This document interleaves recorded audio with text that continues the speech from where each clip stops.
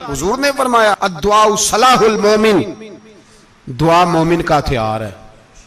دعا مومن کا، بول کے بتانا ہے، دعا مومن کا. فرمایا مومن یہ ہتھیار چلا سکتا ہے، یہ ہتھیار کافر کے پاس موجود ہے. حضرت زید بن حارثہ رضی اللہ تعالیٰ عنہ کو نہ پکڑ کے کچھ کافر ان کو پکڑ کے لے گئے تو ایک درخت کے ساتھ باندھ لیا، کہنے لگے تمہیں قتل کریں گے، حضور کے صحابی ہیں رضی اللہ تعالیٰ. جب کافر آپ کو قتل کرنے لگا نا تو انہوں نے درخت کے ساتھ اچھی طریقے سے ٹانگیں باندھ لی، ہاتھ باندھ لیے، گردن باندھ لی. کہنے لگا بلا اپنے رب کو. تو حضرت زید رضی اللہ تعالیٰ عنہ فرمانے لگے میں تو شہید ہونے کو تیار تھا، لیکن تو نے آزمانے کا پروگرام بنایا تو ٹھیک ہے، میں پھر بلانے لگا ہوں اپنے رب کی مدد کو. اے اللہ مدد فرما. اس نے اتنی دیر میں تلوار نیام سے نکال لی. اے اللہ مدد فرما. اس نے جب تک دونوں ہاتھوں میں تلوار سونت لی. اے اللہ مدد فرما. جب تیسری بار آپ نے یہ کہا تو اس نے تلوار اٹھائی، کہا اللہ مدد فرما. حضرت زید رضی اللہ تعالیٰ عنہ کہتے ہیں جب چوتھی بار میری زبان سے لفظ نکلے، کافر کے ہاتھ میں تلوار تھی پر گردن بھی اس کی کٹ کے نیچے گر گئی، کہ گردن کٹ کے اسی وقت نیچے گری. مجھے کسی نے کھولا، نہ مارنے والا نظر آیا، نہ گردن کاٹنے والا نظر آیا، نہ مجھے کھولنے والا. تو میں نے کہا آنے والے تو بتا تو سوئی تو کون ہے؟ تو کہنے لگے میں جبریل امین ہوں، میں جبریل امین ہوں، میں جبریل.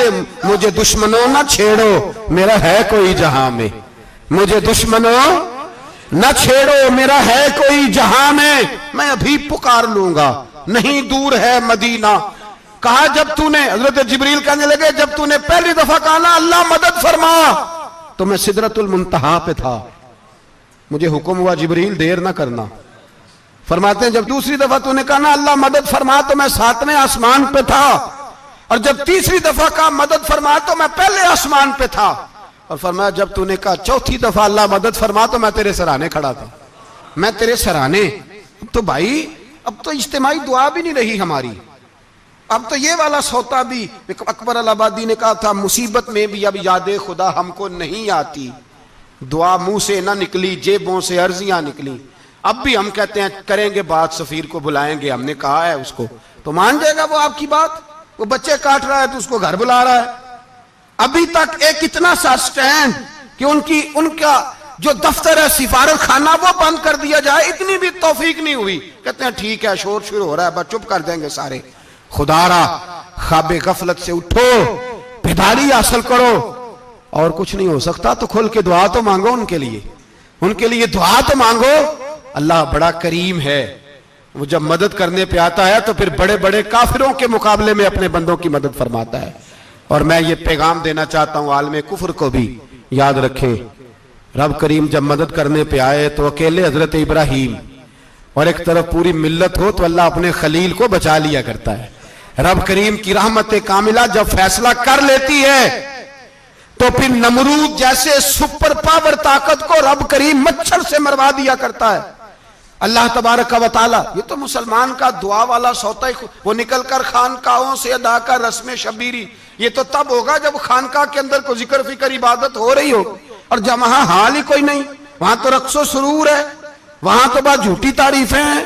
ہر آدمی نے ایک بندہ ساتھ رکھا ہوا ہے تعریفیں کرنے کرانے والا، تو معاملہ ہی اور ہو گیا ہے. میرے بھائی عبادت کی لذت حضرت سیدنا عمر فاروق، سب بولیے رضی اللہ تعالی.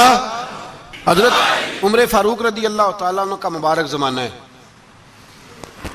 حضرت عمر نے فوج بھیجی ایران کے حکمران کے ساتھ جہاد کرنے. ایران کے بادشاہ نے 2 عیسائی جاسوس بھیجے، کہنے لگا ذرا پتہ تو کرو مسلمانوں کا رات کا طریقہ کیا ہے، میں صف بندی کراتا ہوں. وہ ساری رات صف بندی کراتا رہا. 2 جاسوس آئے مسلمانوں کی معلومات کرنے. معلومات کر کے جب واپس گئے تو حضرت عمر فاروق رضی اللہ تعالیٰ عنہ کے سپاہیوں کو دیکھا، غور سے پلٹے. تو بادشاہ کہنے لگا کیا حال دیکھ کے آئے ہو؟ کہنے لگا سارے مسلح پہ بیٹھے ہوئے، جتنے گھنٹے ہم وہاں رہے ہیں مجاہدین مسلح پہ رہے ہیں، یوں لگتا ہے جیسے ان کا دنیا داری سے کوئی تعلق. اور کہنے لگے بادشاہ کوئی ایسی طاقت ہے جس کو وہ بلا رہے تھے، کوئی ایسی قوت ہے جس کو وہ پکار رہے تھے. ہمیں بھی وہاں کھڑے ہو کے محسوس ہوتا تھا کہ ہاں کوئی ہے جو آ جائے گا ان کی مدد کے لیے، کوئی ہے جو پہنچے گا ان کی مدد کرے گا۔ ایران کا بادشاہ کہنے لگا مجھے سمجھ آ گئی ہے، وہ جسم کی طاقت سے ہی نہیں لڑتے، وہ کوئی غیبی طاقت ہے جس سے وہ لڑتے ہیں۔ بھائی وہ غیبی طاقت بھی تو ہمارے پاس ہم نے ناراض کر لیا نا، وہ بھی تو نہیں نا، مسجد کا رخ بھی تو کوئی نہیں۔ اور میں نے پچھلے جمعے بھی کہا تھا، پھر کہتا ہوں، وہن ہو گیا امت کو۔ نبی پاک نے فرمایا امت کو وہ کیا ہے، دنیا سے محبت ہو گئی ہے، موت سے کراہت ہو گئی ہے، وہن ہے۔ صحابہ کرام کو موت سے بڑا پیار تھا، موت سے بڑی محبت کر، ہماری طرح نہیں، وہ کہتے تھے مریں گے تو منو مٹی، تو وہاں ٹھیک ہے عذاب قبر حق ہے، لیکن میں کہا کرتا ہوں سالوں کے بعد جو پردیس سے ماں کے پاس آئے، ماں اسے عذاب نہیں دیتی، اس کا ماتھا چوما کرتی ہے۔ اور بھائی جو رب کریم کی بارگاہ میں جائے گا، تیرا کیا خیال ہے، گل سڑ جائے گا؟ مدینے والے حبیب نے فرمایا قبر المومن روضۃ من ریاض الجنہ، فرمایا میرا مومن جب قبر میں جاتا ہے تو اللہ جنت کے سارے دروازے کھول لیتا ہے، وہ تو اللہ کی رحمت میں پہنچتا ہے۔ کون کہتا ہے مومن مر گئے، وہ تو قید سے چھوٹے اپنے گھر گئے۔ کون کہتا ہے قبر میں عذاب ہے تو صرف عذاب ہی ہے، ہاں مجرم کو سزا ملے گی، لیکن مومن ہمیشہ جہنم میں، وہ بالآخر جنت میں جائے گا، بالآخر جنت میں جائے گا۔ اور کسی درویش نے بات کی، وہ کر کے چلے گئے، بر کمال ہی کر گئے، کہنے لگے دوزخ میں میں تو کیا، میرا سایہ نہ جائے گا، کیونکہ رسول پاک سے دیکھا نہ جائے گا۔ نبی پاک سید عالم علیہ السلام کے غلام تو دیکھو نا، ساری زندگی عمر فاروق بخاری پڑھو تو صحیح، ساری زندگی عمر ہر نماز کے بعد کہتے تھے اللہم ارزقنا شہادت فی سبیلک، اللہ بسترے پہ موت نہ دینا، موت مجھے شہادت کی دینا۔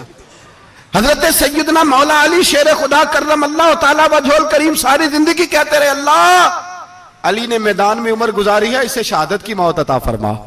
او بھائی یہ تو شہادتیں مانگنے والے۔ حضرت امام حسین میدان کربلا میں کھڑے تھے، شمر کہنے لگا حسین تیری چاروں جانب موت ہے، تو آپ فرمانے لگے تجھے ابھی ہمارا پتہ ہی نہیں، موت سے تو ہمارا پیار چلتا ہے، اور فرمایا یہ شہادت تو ہمارا پیچھا کرتی ہے، پہنچ جاتی ہے جہاں ہم ہوتے ہیں، موت سے ڈرا رہا ہے۔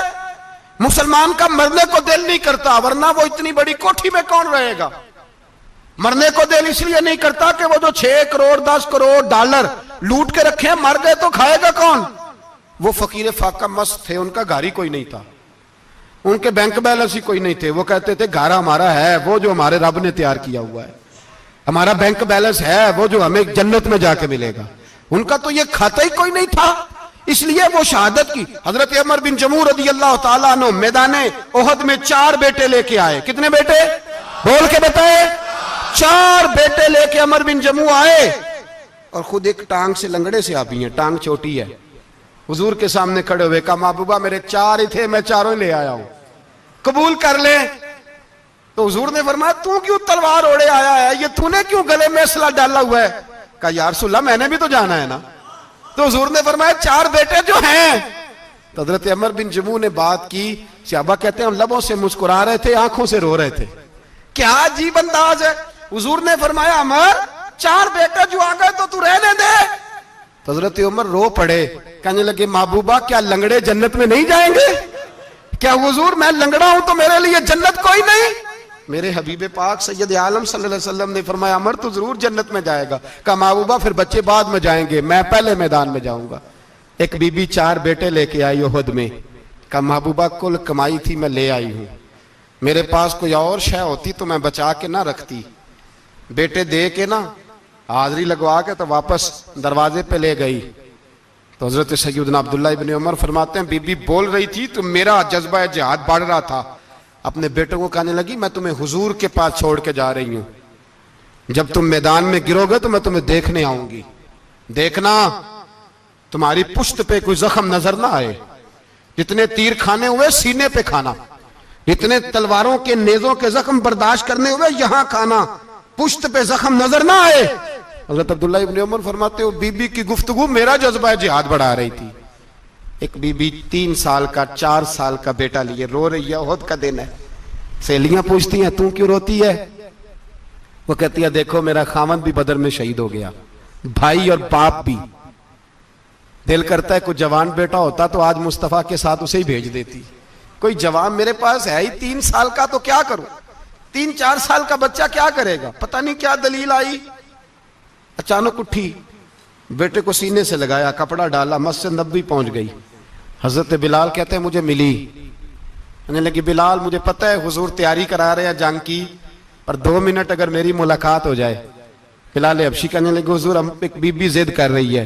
حضور باہر آئے، کہنے لگی حضور میں فلاں کی بیٹی، فلاں کی بہن، فلاں کی بیوہ ہوں، میں نے بدر میں 3 شہید دیے ہیں، اب میرے پاس یہ 3 سال کا لال ہی بچا ہے، بڑا فخر ہے میرا، لوگ مجھے شہید کی بیوہ، شہید کی بیٹی، شہید کی بہن کرتے، دل کرتا ہے شہید کی اماں بھی کہیں جاؤں تو میرا بیٹا لے لیں۔